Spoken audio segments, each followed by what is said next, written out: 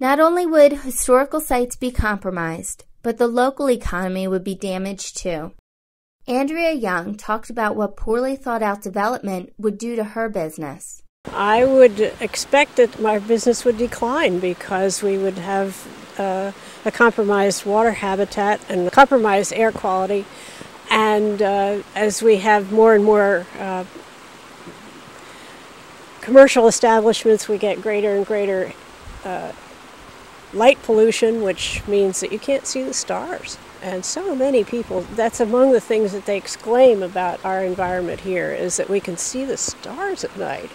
And so many people live in environments where you cannot see stars at night.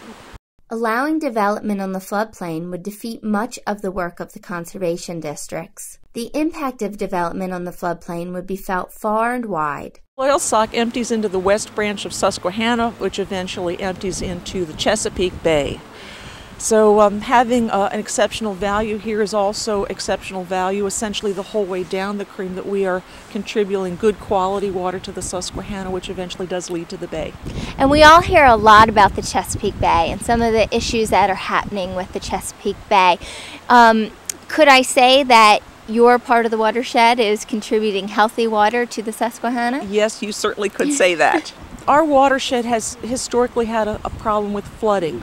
That the valley walls are steep, there's a limited floodplain, so when it rains hard the water comes up high and it comes up fast, and we've had significant floods almost every 7 years now. So development in the floodplain just gives less space for floodwaters to go, which pushes the water downstream. Also unsafe development or poorly designed development contributes to the sediment load, and sediment is a problem for the Chesapeake Bay. So that's why it's a good thing to have extra protection, because it keeps development from once again putting toxins or even just sediment into the creek, which would eventually end up in the Chesapeake. Increased development will harm the great natural resources in the area.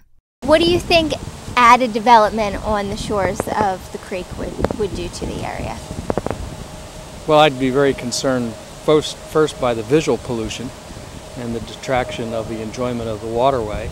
I'd be secondly very concerned about what impacts it might have on water quality, as it may relate to both the quality of our groundwater as well as the quality of our fish and the whole cycle of the biological cycle that our streams represent. We've clearly seen how important it is to clean up our streams in order that the Susquehanna be cleaner, in order that the Chesapeake be cleaner, and I would be disturbed if we started going backwards by developing. North central Pennsylvania is both blessed and not so blessed in that we have the longest unnavigable river in North America.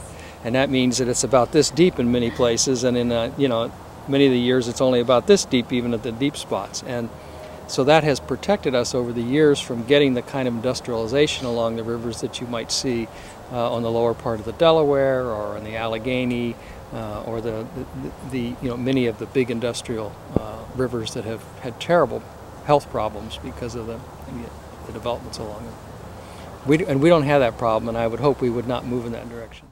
Ann and Harvey discussed the details of the proposed development and how even more damage would occur. The developer is proposing a 519,000 plus square foot retail development with Lowe's to be the anchor store. In theory, it would take all the floodwaters in a particular flood event, hold them for a period of time, release them slowly into the adjacent Loyalsock Creek.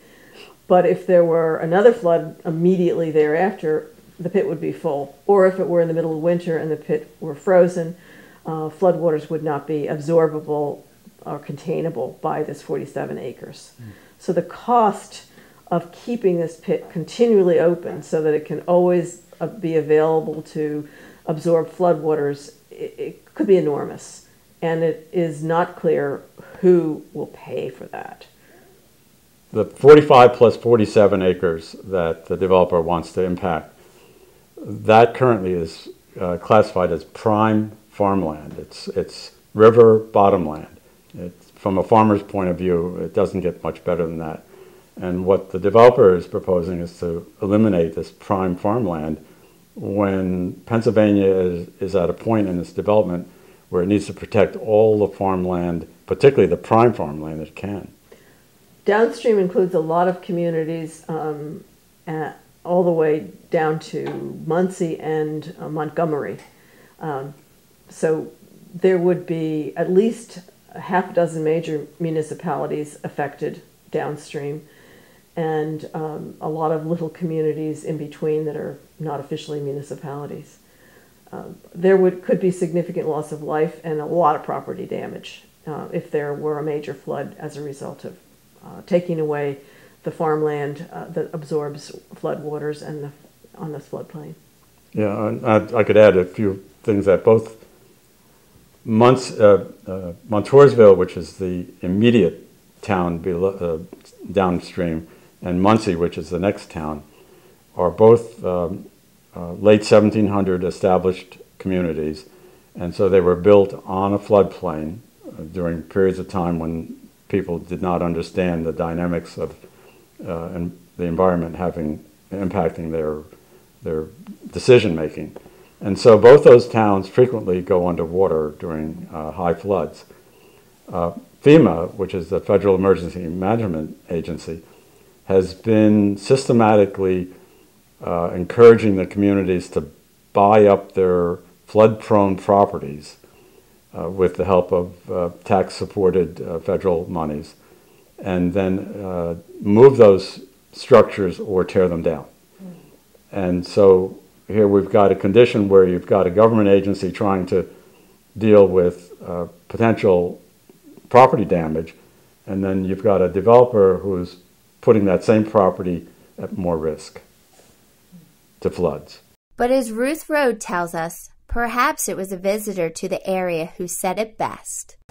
I looked in a register book at the splash dam site, and I looked to see what was written in it at around 9/11. And this gentleman called home to his wife because he had cell phone service at High Knob.